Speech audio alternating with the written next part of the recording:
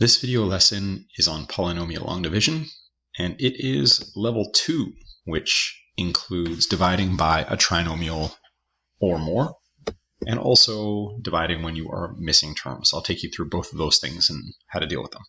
First up, when you're dividing by a trinomial or more, the procedure is the same as when you're dividing by a binomial, except that more terms will be multiplied down. I'll show you what I mean by that.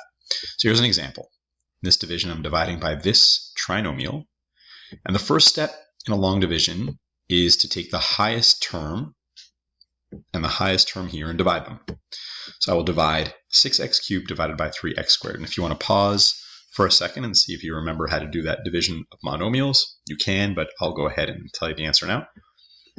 6 divided by 3 is 2, and x cubed divided by x squared is x. So 2x is written on top above the 6x cubed.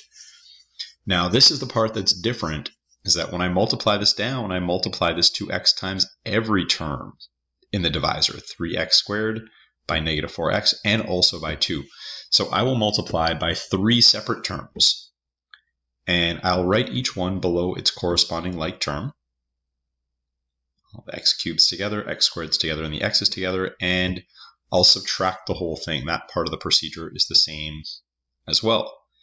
And again, I have to be really careful with sign. 6x cubed minus 6x cubed, 7x squared minus negative, that means plus, and negative 16x minus 4x. I'll group up the like terms, writing them below. I'll bring down the next term, so that 10 gets brought down, and I repeat the process, meaning now this is the highest term that remains. This is the highest term, and I'll divide 15x squared divided by 3x squared. If you want to pause and try to write out the whole next step on your own, that could be good practice, but I'll go through and show you what it is now. 15x squared divided by 3x squared is 5, and I'll multiply that 5 by, again, all 3 of these terms.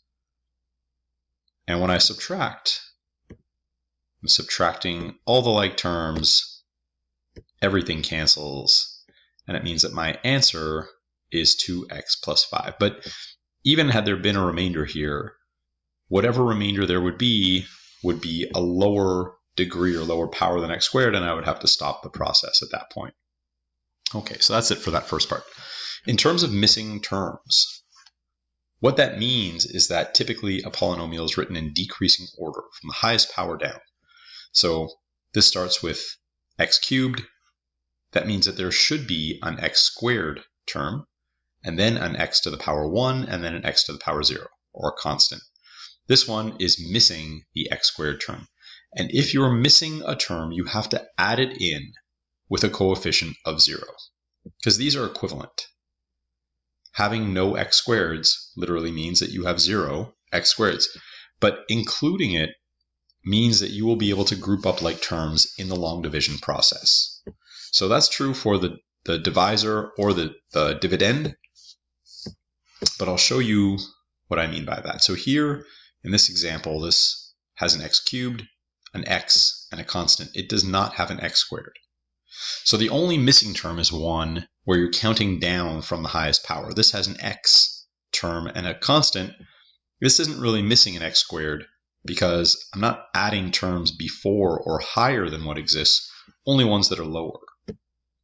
And so I'll rewrite this with the missing term. I'll add in the x squared, and now I'll complete this procedure just like I would have any other long division. I'll take the highest power and the highest power and divide them.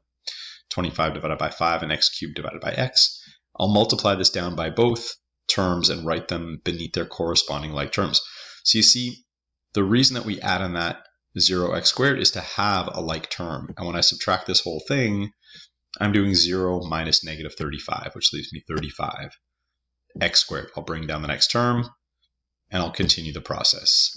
I already showed that, but if you want to pause and try it on your own, you can. I'll go through the rest of the steps here. Multiply down, group like terms, bring down the next term, divide, subtract. And so this overall is my answer with a remainder of negative 5 over 5x minus 7. And I was able to come up with this answer by grouping the like terms, and I was able to do that by adding in the missing power. That's it.